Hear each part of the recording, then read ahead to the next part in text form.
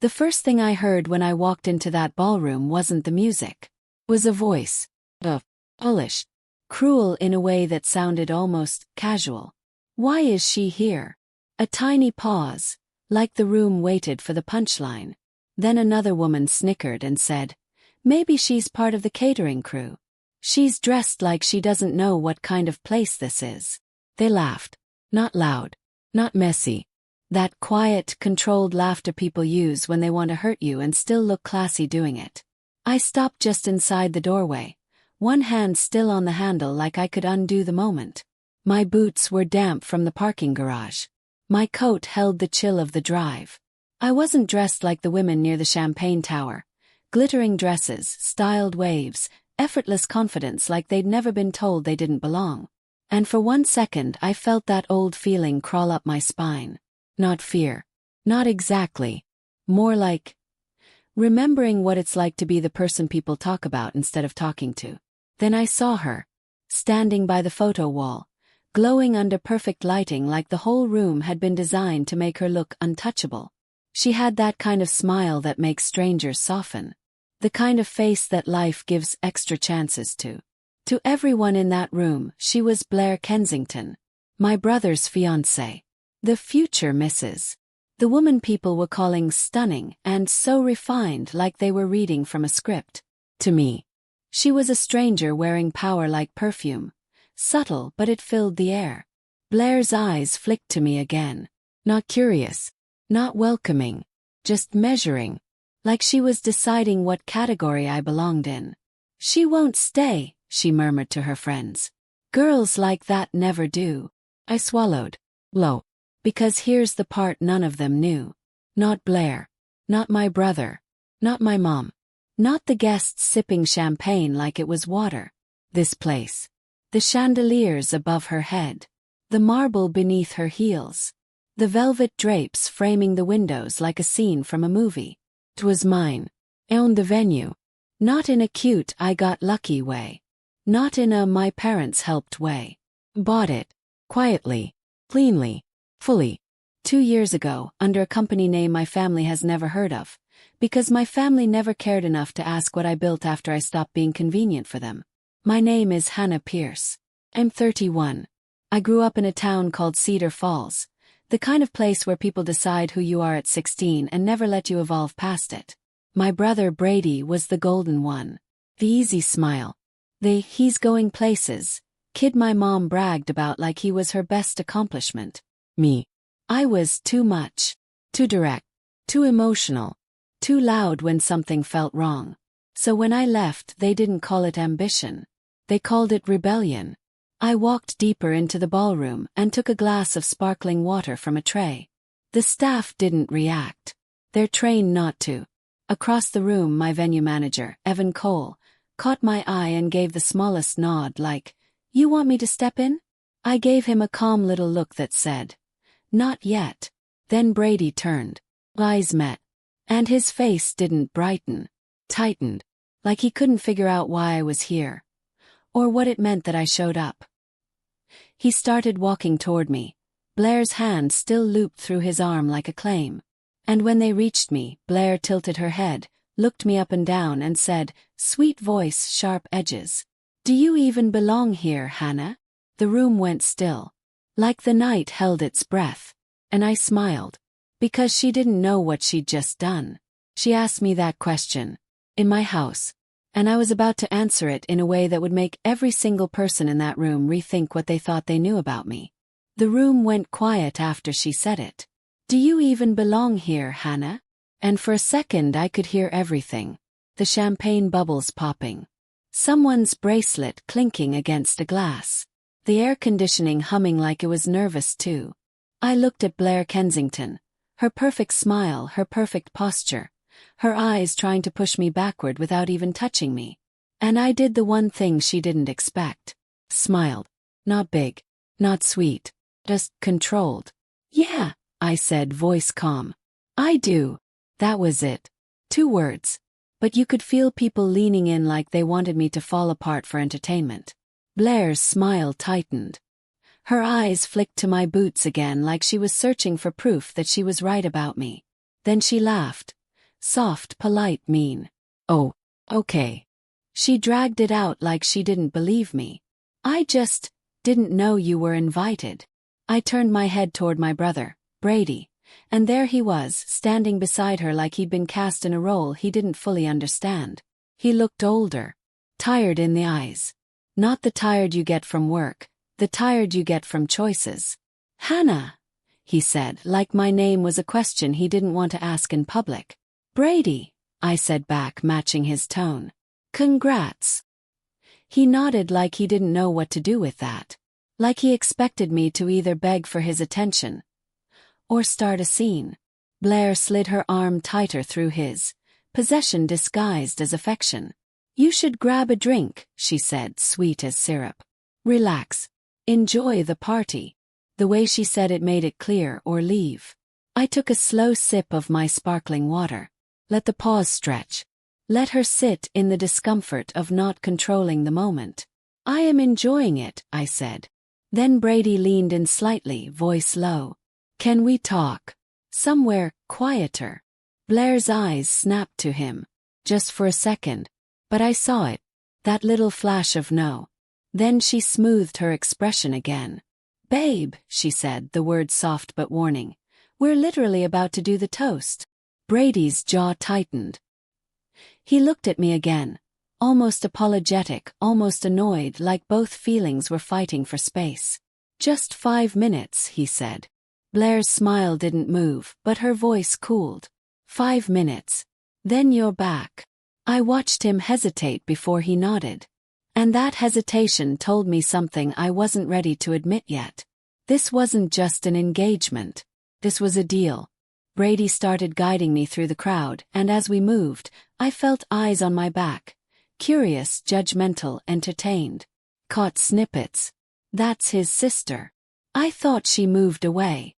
I heard she's complicated. Blair's so classy for even letting her in. I breathed through it. Low. Because they didn't know the truth. And I wasn't ready to hand it to them. Not yet. We reached a side corridor near the service doors, away from the lights and the cameras and the champagne sparkle. The sound of the party faded into a dull thump behind us. Brady stopped and turned to me like he'd been holding his breath for years. What are you doing here? He asked. I stared at him. You invited me. He blinked like he didn't expect me to call it out so plainly. That wasn't me, he said quickly. That was Mom. She said it would look bad if you didn't show. Course she did. I felt something cold slide into my stomach. So, I said softly, you didn't want me here. Brady opened his mouth, then closed it again. His eyes shifted away from mine, like he couldn't stand being seen too clearly. And right then, they're asking for a last-minute contract change. And they're using your family name to push it through. Brady frowned. What contract change? Evan looked at him, then back at me, like he wasn't sure how much Brady knew. And that's when I realized. Brady didn't pull me aside to catch up. He pulled me aside because something was already happening behind my back. And I was about to find out what it was. 2 security guards were already moving in my direction. Not fast. Not aggressive. Just certain. Like someone had pointed at me and quietly said, handle it. My stomach dropped, but my face didn't change. I've learned that lesson the hard way. Panic is blood in the water. Evan Cole stepped between us before they reached me. He didn't raise his voice. Didn't make a scene. He just held up a hand and spoke like a professional. Give me 1 minute, he said. One of the guards glanced at me again, then at his earpiece, then nodded and slowed down. They hovered, close enough to remind me they were there. And Evan leaned toward me and whispered, they're saying you're not on the guest list. They want you removed. I stared at him. They who? Evan's eyes flicked toward the ballroom, toward the sparkle, the laughter, the fake warmth. Her, he said. And your mom. My throat went tight. Course. Because it wasn't enough for Blair Kensington to humiliate me with a smile. Now she wanted to erase me completely. Like I was an inconvenience to her aesthetic. And my mother, God, my mother was helping. I turned my head slightly and saw them across the room. Blair, leaning close to a bridesmaid, whispering with that sweet little grin. And my mom, Diane, standing beside her like a proud sponsor. Like Blair was the daughter she always wanted, and I was the mistake she tolerated. Brady was nearby, distracted, pulled into conversation by one of Blair's friends. He looked like he was laughing, but it didn't reach his eyes. Evan tugged at my sleeve gently. "Come with me," he said. "Now." We slipped through the side corridor again, past the service doors, past the noise, into a quieter section of the venue. My venue, where the walls weren't decorated with other people's celebration. Evan led me into a small office with a desk, a printer, and a folder laid open like a wound. He shut the door behind us and exhaled. "They're demanding a contract change," he said. "Right now. During the event." I stepped closer to the desk. "What kind of contract change?" Evan slid a printed page toward me. His finger tapped a highlighted section. They wanted extended hours, additional bar service, an upgraded suite, extra staff, extra security, and the part that made my vision go a little sharp. Full waiver of remaining balance. I let out a quiet laugh that didn't sound like humor. "They want more," I said, voice low. "And they want to pay less." Evan nodded once. "They're claiming it was promised. They're using your family name. They're pressuring my staff." I looked up. "How?" Evan's face tightened. "Your mother told my coordinator that the owner is basically family, and that you would make it right." My pulse kicked. I stared at him. "She said I would make it right." Evan hesitated, then reached into the folder and pulled out an email printout. "I'm sorry," he said carefully, "but you should see this." I took the paper, and there it was. My mother's words, typed neatly like the lies were dressed in formal wear too. "As the mother of Hannah Pierce, I authorize a family adjustment to the final invoice. Hannah will ensure everything is handled. Please proceed." I didn't breathe for a second. My fingers tightened around the paper so hard it wrinkled. "She used my name," I whispered. Evan nodded. "And Blair is pushing the guest list thing because you won't play along. They want you gone so nobody can question anything." I leaned back against the desk, forcing my face to stay calm even though something inside me was cracking. So this wasn't just a party. This was a setup. They weren't just trying to embarrass me. They were trying to use me. Use my name. Use my silence. Use the fact that I've spent my whole life swallowing things to keep the peace. And the worst part, my brother still had no idea. Or maybe he did. I thought about the way Brady's jaw tightened when Blair spoke. The way he hesitated. The way he avoided my eyes. And suddenly, I wasn't sure if he was trapped, or if he was letting it happen because it was easier than standing up. Evan's voice pulled me back. "What do you want me to do?" I looked at the email again. My mother's signature at the bottom like it meant something. And I felt that old version of me, the quiet one, the one who backs away, try to rise up. Crushed it. "Don't remove me," I said steady. "Not yet." Evan nodded. "Okay." Took a breath. Low. Controlled. Then I said the sentence that changed the air in the room. "Print me the original contract. Every page. Every signature." Evan reached for the folder. "You think they forged something?" I didn't answer right away, because if I said it out loud it became real. But the truth was already crawling up my spine. My mom didn't just email that. She planned that. And as Evan began pulling papers, my phone buzzed in my hand. One new text. From Mom. I looked down and felt my blood turn cold. "Do not make a scene tonight, Hannah. Don't ruin your brother's future." I stared at my mom's text until the words stopped looking like words and started feeling like a hand around my throat. "Do not make a scene tonight, Hannah. Don't ruin your brother's future." Like I was the threat. Like I was the problem walking into the room. Not the lies. Not the manipulation. Not the fact that she just tried to use my name like a credit card she thought she could swipe without permission. I set my phone down on the desk, face up, like I wanted it to watch what happened next. "Evan," I said, steady even though my chest was hot, "show me everything." He slid the original contract toward me. Clean, clear, signed properly. Then he placed another document on top of it. An addendum. A last-minute agreement. My eyes went straight to the signature line. And my stomach dropped. Because someone had signed Hannah Pierce. Name. In handwriting that wasn't mine. It looked close enough to fool a stranger. Close enough to pass in a rush. Close enough to become a problem if I didn't stop it right now. I exhaled through my nose, slow, like I was trying to keep my body from doing something reckless. How did this come in? Yes. Evan swallowed. Email. 10 minutes ago. From your mom's account. And your staff accepted it. My voice didn't rise, but the room felt smaller. They didn't accept it, he said quickly. They flagged it. That's why I pulled you. But Blair's pressuring the coordinator. She's saying the owner already approved it. She keeps repeating your name like it's a spell. I looked down at the forged signature again. My own name sitting there like a loaded weapon. I didn't even realize my hands had started shaking until I pressed my palm flat on the paper to stop it. This wasn't just rude. This wasn't just family drama. This was fraud. This was them trying to trap me into paying for their luxury night. And making it look like I volunteered. I lifted my phone again and typed one message to my mom. Stop using my name.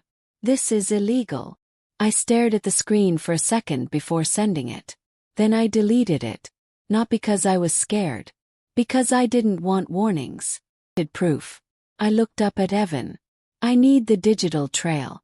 Full email headers. Timestamps. Who opened what? Who printed what?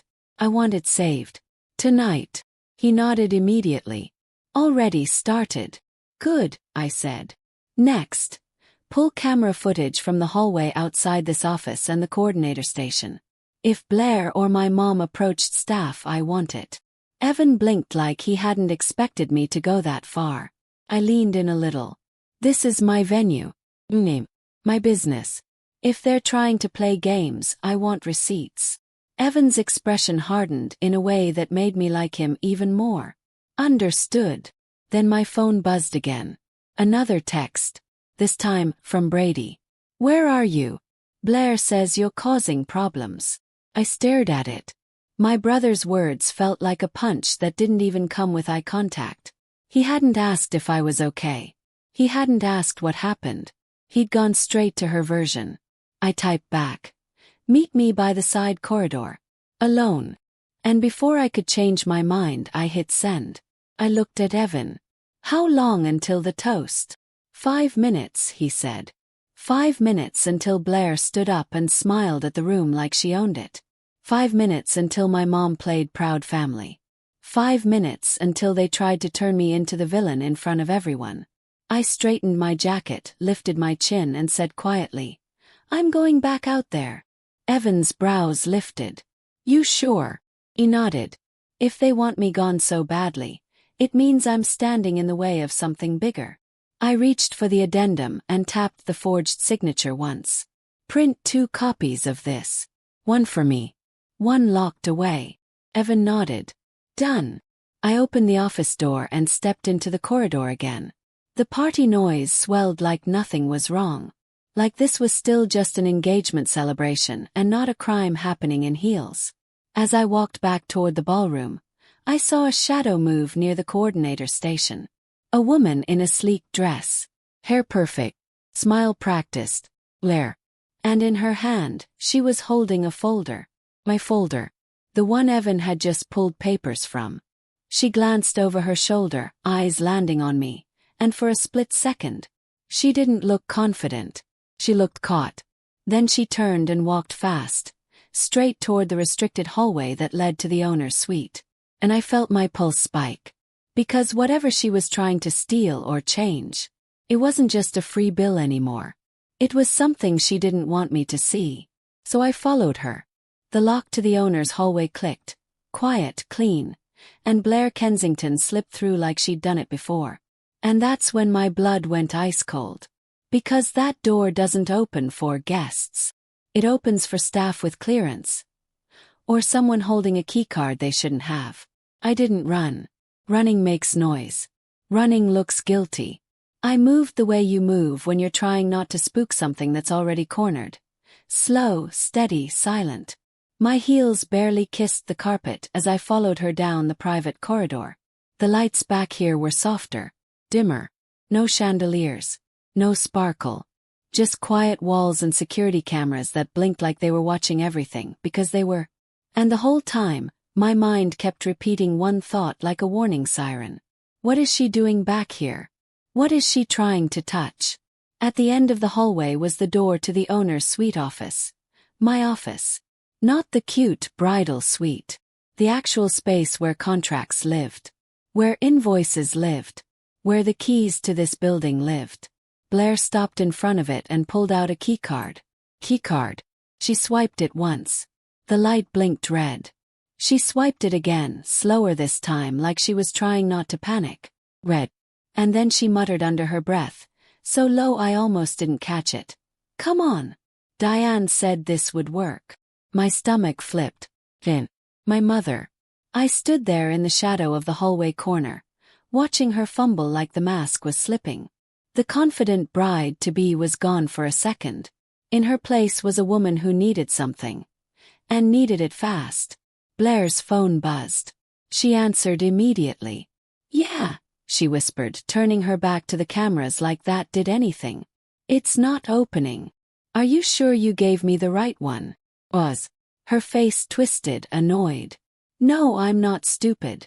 I'm swiping it exactly like you said. Another pause, longer this time. Then Blair's voice went even quieter. I don't care about your excuses. I need that binder before the toast, or this whole thing falls apart. My chest tightened. Binder. Not a drink. Not a bathroom. Not I got lost. Binder. Something real. Something official. Something important enough to risk sneaking into a restricted area in the middle of an engagement party. Blair's eyes darted toward the hallway behind her, and my body went still. She didn't see me yet, but she felt something. You know that feeling, when someone's watching you and your skin tries to warn you. She ended the call too fast. Then she looked down at the keycard again, like she was trying to decide her next move. And she made it. She reached into her clutch and pulled out a second card. This one had a small silver sticker on the back, the kind we use for staff master access. My heart thumped once, hard. How did she get that? A swipe. Green. The lock clicked. And the door opened. I didn't even think. I stepped out of the shadows and said, calm as ice. Blair. She jerked so hard the keycard almost flew out of her hand. For half a second, her face was pure panic. Eyes wide, mouth parted, caught like a kid with their hand in the cookie jar. Then her expression snapped back into place. That polished smile. That perfect posture. That you're the crazy one energy. Oh my God, she breathed like I was the problem. Hannah, why are you back here? I looked at the keycard in her hand. Then I looked at the door. Then I looked at her. I could ask you the same thing. Her smile tightened. I was looking for Brady. He said he needed something. For the toast. Funny, I said softly. Because I just heard you say you needed a binder, before the toast. Or everything falls apart. Her eyes flicked, just once, to the office behind her. That tiny movement told me everything. She knew she'd messed up. But instead of backing down, she leaned into the lie. Like confidence could rewrite reality. You're imagining things, she said, voice sweet. You always were dramatic, weren't you? There it was. The word. Dramatic. The oldest leash in my family's house. I stepped closer, still calm. Where did you get that master key card, Blair? She lifted her chin. Your mother gave it to me. Because she trusts me. My stomach turned, but my face stayed steady. Yeah, I said. I figured. Blair's eyes narrowed. Look, I'm trying to help your brother. He's under a lot of pressure. And you showing up, uninvited by the way, has already made things tense. Uninvited. Like my own mother hadn't dragged me here as a prop. Like my own brother hadn't texted me accusing me of causing problems. like they weren't trying to forge my name in the background. I stepped right up to the doorway and held my hand out. "Give me the folder." Blair hugged it tighter to her chest like it was oxygen. "No." And her voice, just for a second, lost that polished tone. Crack. Because now it wasn't about looking classy. Now it was about getting away with something. I stared at her and said quietly, "If you walk into my office with stolen access, holding my documents, and you don't hand them over, I will treat this exactly like what it is." Blair's mouth opened, then shut. She tried to smile again. Tried to laugh it off. But her eyes were shaking. Then she said the sentence that made my entire body go cold. "You don't understand," she whispered. "Your mom said you already signed it. She said it's done." And blinked. "Signed what?"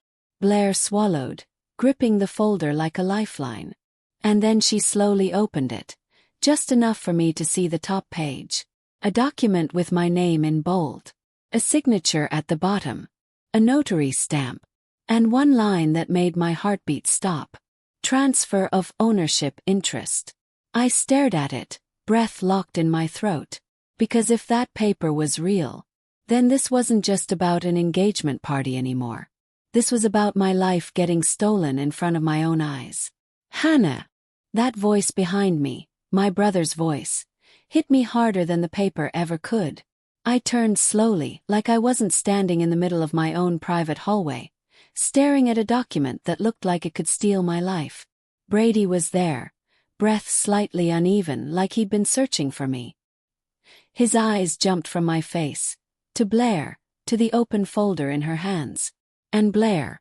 She snapped that folder shut so fast it sounded like a slap. "Oh my God," she said, loud enough to sound innocent. "Thank God you're here." She followed me back here like I'm some kind of criminal. I blinked once. Then I looked at Brady. "Did you tell her to come back here?" "Yes." Brady frowned. "No. What are you talking about? Why are you even?" Blair stepped closer to him immediately, sliding into his space like a shield. "Babe, I was trying to find the suite for the toast stuff, and she cornered me." Cornered her. In my hallway. With a stolen master keycard. Holding my documents. I kept my face calm because I could feel what she was doing. She wanted Brady emotional. She wanted him protective. She wanted him picking her side before he even understood the situation. So I didn't raise my voice. I didn't accuse her in front of him right away. I just said very quietly, "Open the folder." Blair's eyes narrowed. "No. Open it," I repeated, still calm. "Brady deserves to see what you're carrying around like it's your property." Brady's gaze sharpened. "Blair, what's in the folder?" She hesitated. Just a half second. Then she gave him a smile that looked sweet to anyone who hadn't lived through manipulation. "It's nothing," she said. "It's boring business stuff. Your mom asked me to grab it because Hannah was avoiding her." That word, avoiding, like I was a child refusing vegetables, not a grown woman watching her identity get hijacked. Brady turned to me. "What is she talking about?" I stepped closer and held out my hand. "Give it to me." Blair clutched it tighter. And that's when Brady finally noticed the door. The keycard. The fact that we were in a restricted hallway. "What is going on?" he asked, voice lower now. Less confused. More wary. I looked him straight in the eye. "Someone forged my signature." Blair scoffed like I'd just told a joke. "Oh my." I cut her off without even looking at her. "Not now." Brady's face changed. "Forged. Hannah, what?" I held my palm out again. "Blair. Folder. Now." For a second she didn't move. Then Brady said her name, sharp. "Blair." That did it. She handed it over like she was doing me a favor, not like she'd been caught. I opened it and pulled the top page into the light. Bold title. Name. That notary stamp. And Brady's eyes widened when he read the words. Transfer of ownership interest. His mouth opened slightly. What is this?" I watched his face carefully. Because if he knew, I would see it. If he was part of it, I would feel it. He looked genuinely shocked. which somehow made it worse. Because it meant the people doing this weren't strangers. They were family. I tapped the signature line. That's supposed to be me. Brady stared at it. Hannah, did you sign this? I didn't even hesitate. No. Blair's voice slid in, soft and deadly. Your mom said she did. Brady turned toward her. Why would Mom say that? Blair lifted her shoulders like she was innocent. Because she said Hannah finally agreed to do something for the family. She said this was a gift. A gift. I laughed once, sharp. My business isn't a gift. Brady ran a hand over his face like his brain couldn't catch up. Okay. Somebody explain this. Why would Mom even want? And right on cue, like the universe was timing it for maximum damage. Footsteps clicked down the hallway. Low. Confident. Familiar. My mother's perfume hit before her voice did. Hannah, Diane said, smiling like she just walked into a normal family moment. There you are. She looked at the folder in my hands and didn't even flinch. That told me everything. No surprise. No confusion. No what's wrong. Just control. She glanced at Brady and softened her tone immediately. Sweetheart, go back to your guests. We'll handle this. Brady frowned. Mom, what is this? Diane's smile stayed in place. It's paperwork. Dull stuff. Hannah is overreacting. I held the document up between us. You forged my signature. Her eyes didn't blink. She just said calmly, lower your voice. My pulse thudded. You stole my name. She stepped closer, still smiling. Not here. Blair's hand slid back onto Brady's arm, tight, possessive. And Diane leaned in slightly, so only I could hear her next words. You can either cooperate, or you can find out what it feels like to lose everything overnight.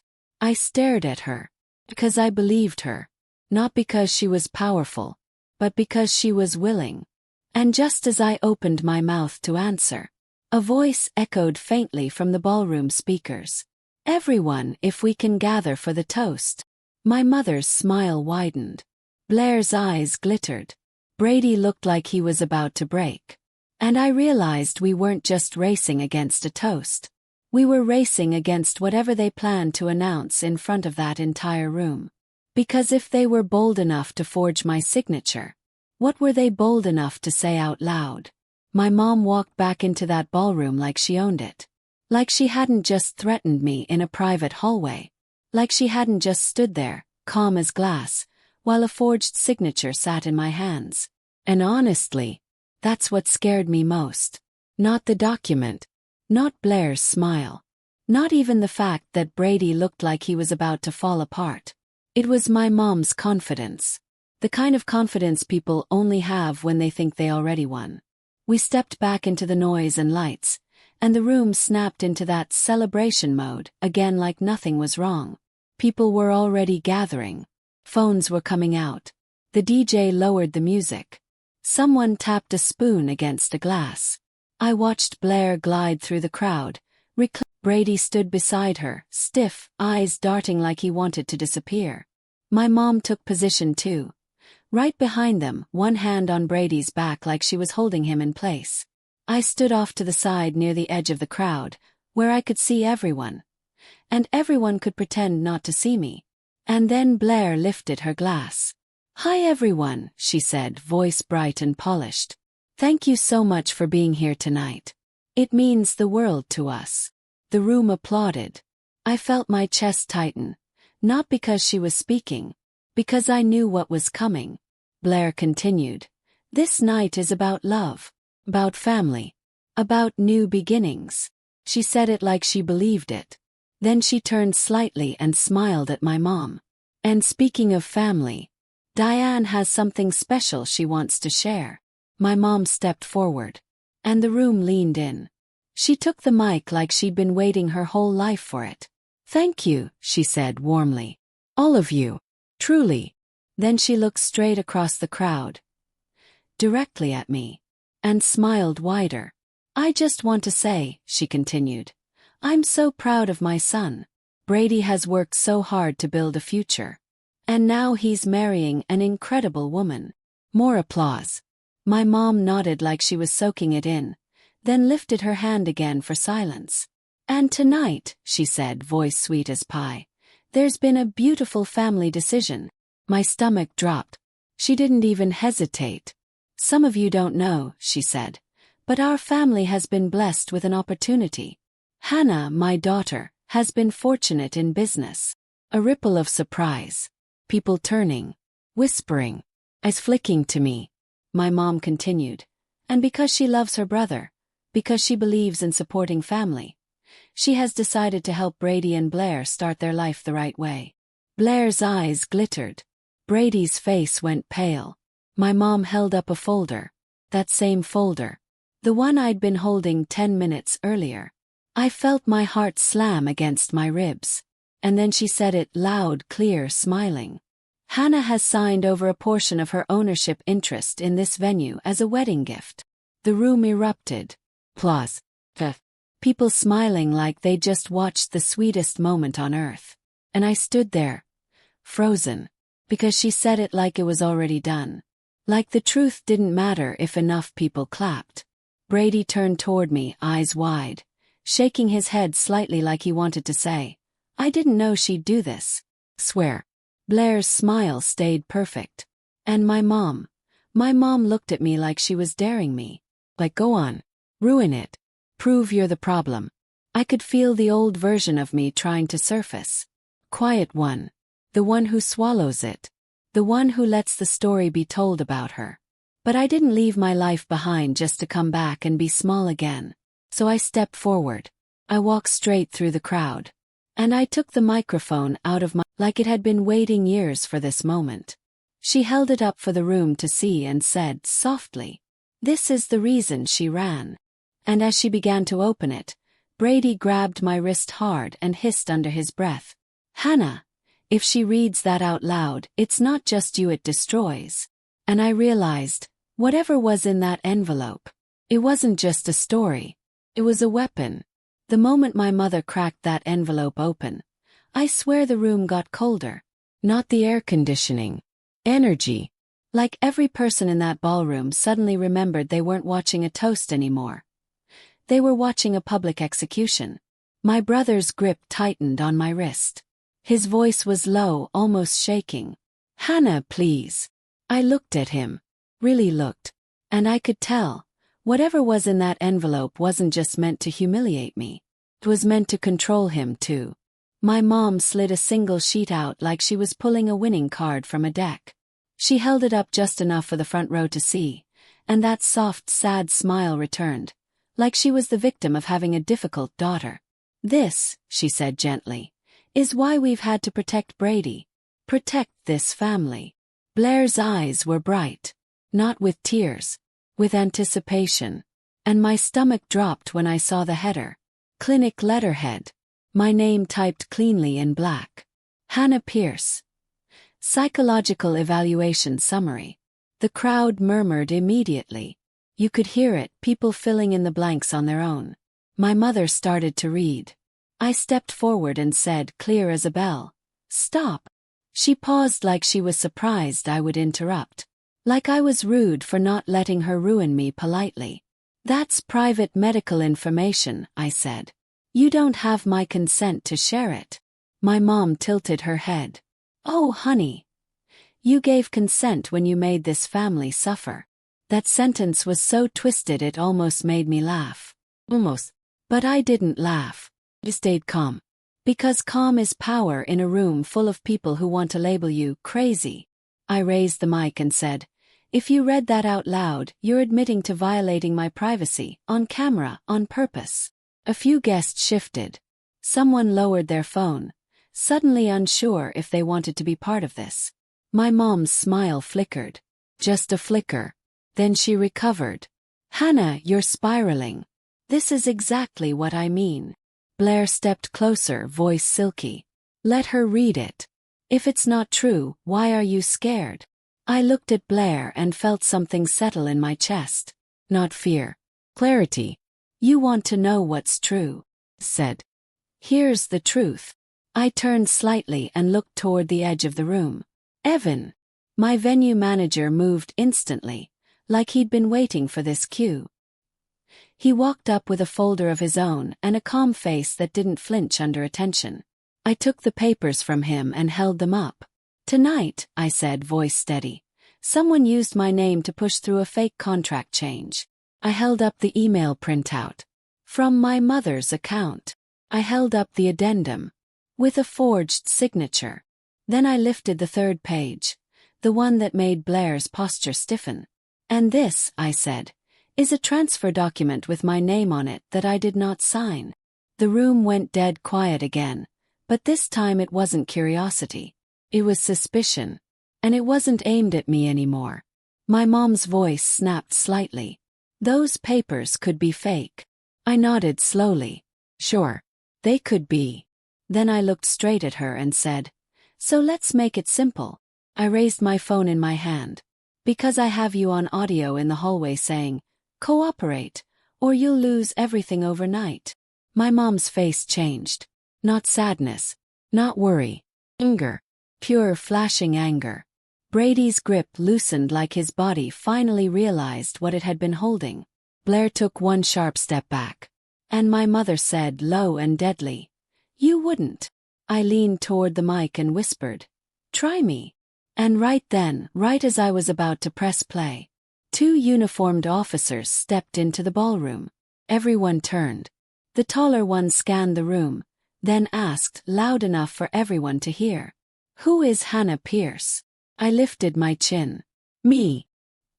He nodded once, then said the sentence that made my blood run cold. "We received a report of attempted fraud involving the ownership of this property." He glanced at the folder in my mother's hand, and then at my papers. And I realized, this wasn't just a family fight anymore. This was officially criminal. And my mother was still holding the envelope like she had one last move left. The officer held his hand up. Not at me. My mother. "Ma'am," he said, firm but controlled, "put the envelope down." And I swear, for the first time all night, Diane looked unsure. Not scared. Not guilty. Just confused that authority wasn't bending to her tone. Because she'd spent her whole life making people fold with a smile. The ballroom was silent in that sick, hungry way. Like everyone forgot how to breathe. Phones were up. Glasses hovered mid-air. A DJ stood frozen behind his booth like he didn't know if he should keep playing love songs or call his therapist. My mom tightened her grip on the paper like it was the last thread holding her power together. Blair's face was pale now. Not pretty pale. Real pale. The kind that comes when you realize your plan didn't account for consequences. And Brady, my brother, looked like a man watching the floor disappear under his feet. The officer turned to me. "Ms. Pierce, do you have documentation?" I nodded once. "Yes." I handed over Evan's folder. The original contract. The forged addendum. The email printout. The transfer document with my name stamped on it like they owned me. Then I lifted my phone. "And I have audio," I said. My mom snapped. "You're really going to do this? In front of everyone?" I looked at her, actually looked, and I felt something inside me settle. Like my nervous system finally understood the truth. "You did it in front of everyone first," I said quietly. "I'm just not covering for you anymore. Press play." My voice filled the room, recorded in that hallway, shaky but clear. Then her voice. Threatening. "You can either cooperate, or you can find out what it feels like to lose everything overnight." A collective gasp rolled through the guests like a wave. Someone whispered, "Oh my God." Another voice, barely audible. "That's her mother?" My mom's face snapped from polished to furious in 1 second flat. The officer didn't react emotionally. He just nodded to his partner and said, "We'll need to speak with you privately, ma'am." Blair stepped forward fast, smile trying to reboot. "This is a misunderstanding." The second officer cut her off. "Ma'am, step back." And right there, in the middle of all that glitter and expensive perfume, the truth finally had space to stand up. My mother tried one last thing. She lifted the clinic paper like a weapon again. She's unstable, she said, voice louder now. She has episodes. I raised the mic one final time. No, I said. One word. Clean. Then I looked at the room. Let me save you the storyline she's selling, I said, voice steady. I'm not unstable. I'm not dramatic. I'm not the family disaster.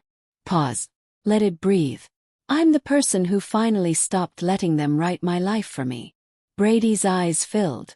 Not with performance. With something real. He stepped toward me, voice cracking. Hannah. I didn't know. I swear I didn't know. And I believed him. But belief doesn't erase damage. So I nodded once. I know. Then I added softer, for him and only him. But you let her make you comfortable while I carried the cost. He swallowed hard like that finally landed. The officers escorted my mother toward the exit. Blair followed, shaking, still trying to look composed, and failing. And as the doors closed behind them, the room stayed silent. Like everyone was waiting for me to crumble. Instead, I exhaled. I handed the mic back to the stunned event host and said calmly, "This event is over. My staff will guide you out safely. Thank you for coming." No screaming. No theatrics. Just boundaries. Later that night, after the last guest left and the lights dimmed, I stood alone under the chandeliers that everyone assumed belonged to someone else. I ran my fingers over the edge of a marble column and felt the solidness of what I built. And I realized something that hit me like a quiet sunrise. They didn't want the venue. They wanted the version of me that would hand it over. But that girl didn't exist anymore. Because when you stop begging to be respected, you become impossible to control. Thanks for listening. Don't forget to subscribe, and if you've lived through something similar, share your story in the comments. Your voice matters.